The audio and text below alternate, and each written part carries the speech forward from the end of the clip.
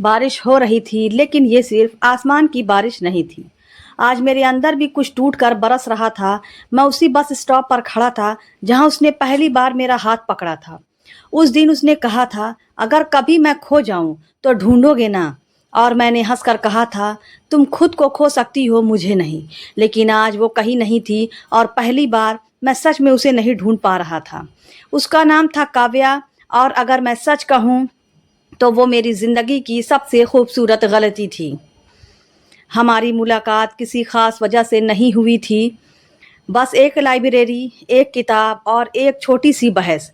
ये किताब मैंने पहले देखी थी, उसने थोड़ा गुस्से में कहा। मैंने मुस्कुराकर जवाब दिया, लेकिन अभी ये मेरे हाथ में है। वो मुझे घूरने लगी और पता नहीं क्यों उसकी वो नाराज आंखें मुझे अच्छी लगने लगी। उस दिन हम दोनों ने वही किताब साथ में पढ़ी, एक ही टेबल पर दो अजनबी। लेकिन शायद वहीं से कहानी शुरू हो चुकी थी। धीरे धीरे हमारी मुलाकातें बढ़ने लगी।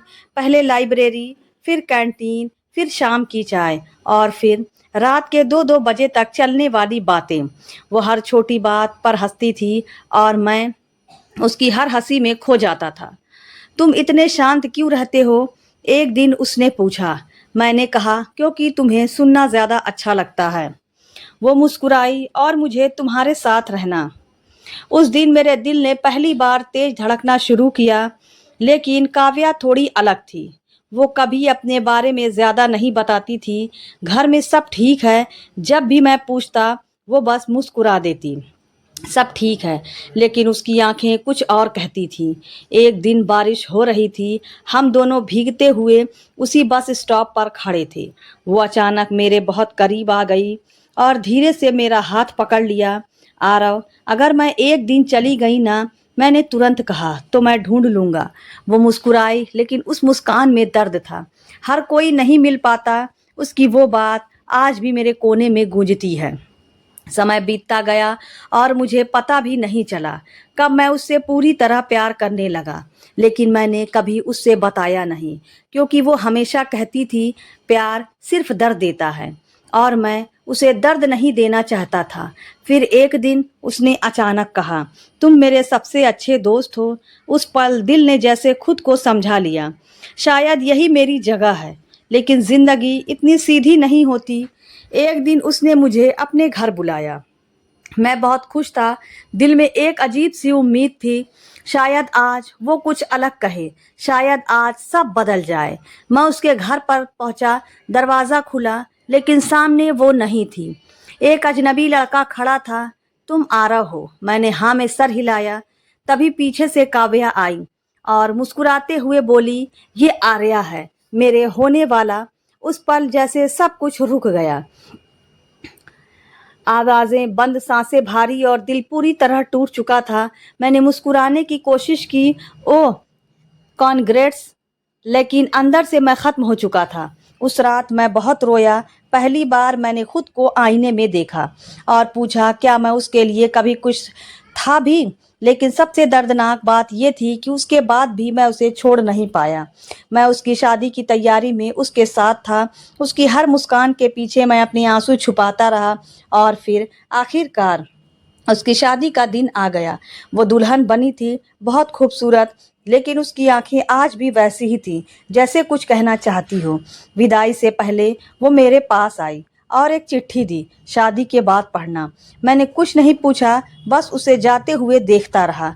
और जब वो चली गई, मैंने वो चिट्ठी खोली। उसमें सिर्फ एक लाइन लिखी थी, मैंने तुम्हें कभी खोया नहीं, क्योंकि तुम कभी मेरे साथ ही नहीं। उस पल सब खत्म हो गया, या शायद कुछ नया शुरू हुआ।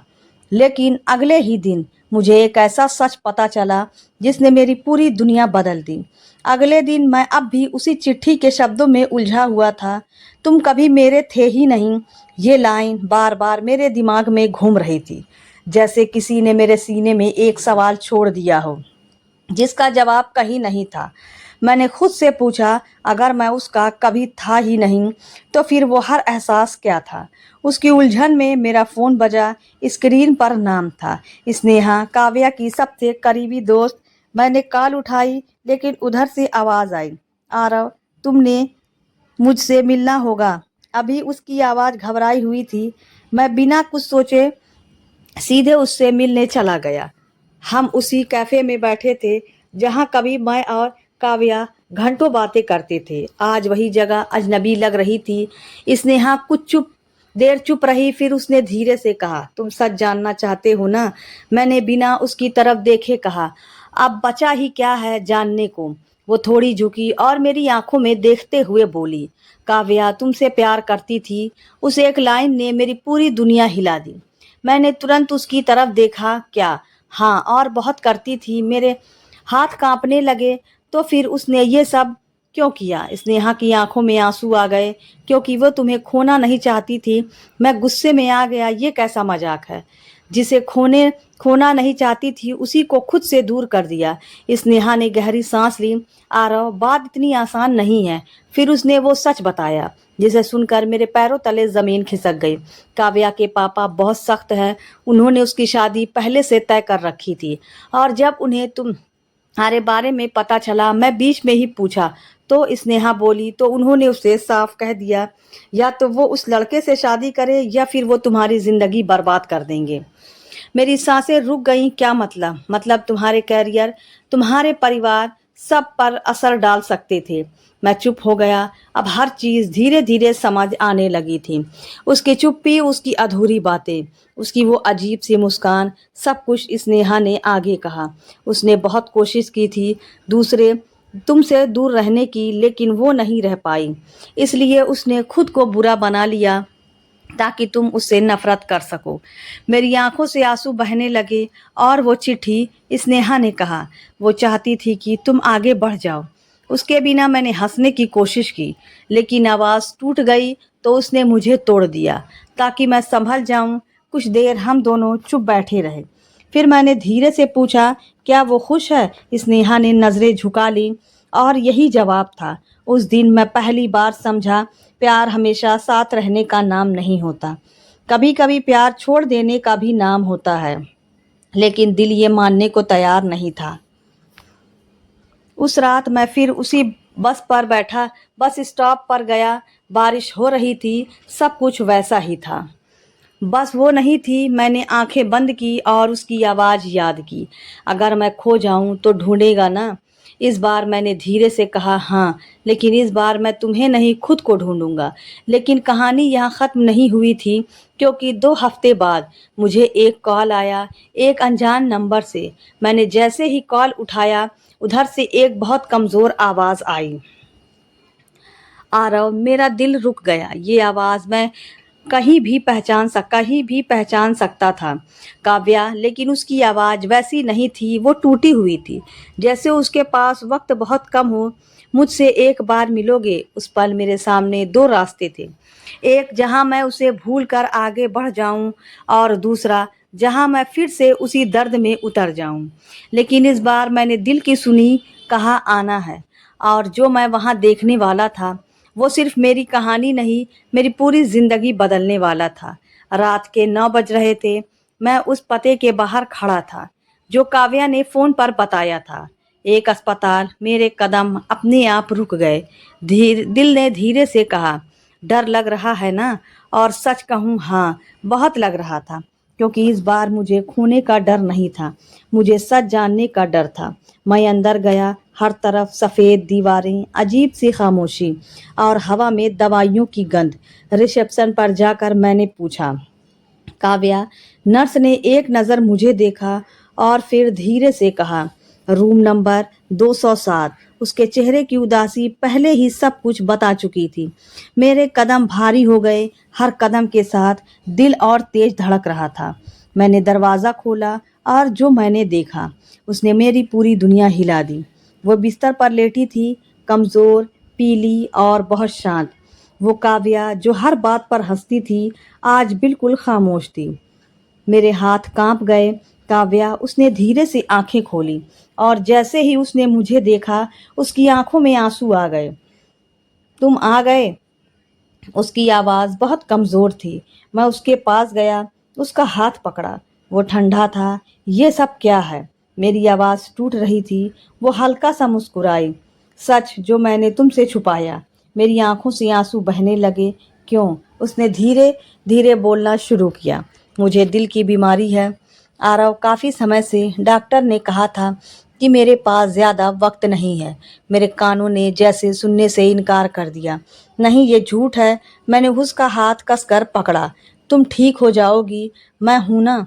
वो मुस्कुराई, वही पुरानी मुस्कान, लेकिन इस बार उसमें एक अलविदा छुपा था। इसलिए मैंने तुमसे दूर जाने का फैसला किया। मैं नहीं चाहती थी कि तुम मुझे धीरे धीरे खोते हुए देखो।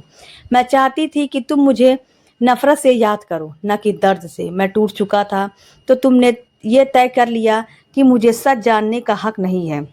मेरी आवाज़ में गुस्सा था, दर्द था। वो चुप रहे, फिर धीरे से बोली, अगर मैं बता देती तो क्या तुम मुझे जानने देते? मैं चुप हो गया क्योंकि जवाब मेरे पास नहीं था। कमरे में सन्नाटा छा गया, बस मशीन की बीप और हमारी टूटती सांसें। कुछ देर बाद उसने धीरे से कहा, आरव। मैंने उसकी तरफ देखा। एक आखिरी ख्वाहिश है। मेरे दिल ने जोर से धड़कना शुरू किया। क्या मुझे उस बस स्टॉप पर ले चलो जहां हमने पहली बार साथ बारिश देखी थी? मैंने बिना कुछ सोचे हाँ कर दिया। अगले दिन मैं उसे व्हीलचेयर में लेकर उसी बस स्टॉप पर पहुंचा। बारिश हो रही थी, जैसे वक्त वहीं रुक गया हो।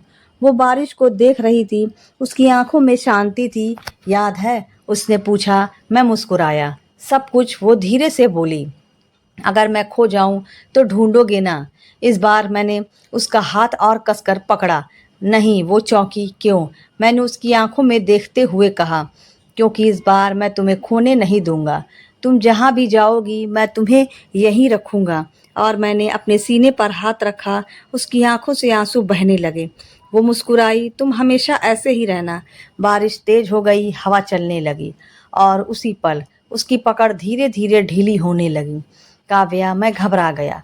काव्या, आंखें खोलो। लेकिन इस बार वो सच में खो गई थी। बारिश अब भी हो रही थी, लेकिन इस बार आसमान नहीं, मैं रो रहा था। कुछ दिन बाद मैं फिर उसी बस स्टॉप पर खड़ा था, अकेला। लेकिन इस बार मैं टूटा हुआ नहीं था। मैंने आसमान की तरफ देखा और धीरे से कहा, मैंने तुम्हें खोया नहीं है। मैंने तुम्हें अपने अंदर बसा लिया है। उस दिन मैंने समझा, प्यार हमेशा साथ नहीं देता, लेकिन सिखा बहुत कुछ देता है। और पहली बार मैंने उसे नहीं, खुद को पा लिया। कुछ लोग हमारी ज़िंदगी में हमेशा रहने के लिए नहीं आते, बल्कि हमें खुद से मिलवाने के लिए आते हैं। तो दोस्तों, यह थी हमारी आज की कहानी। अगर आपको पसंद आए तो लाइक कर दें और हमारे चैनल को भी सब्सक्राइब कर लें। मिलते हैं अगली वीडियो में, तब तक के लिए धन्यवाद।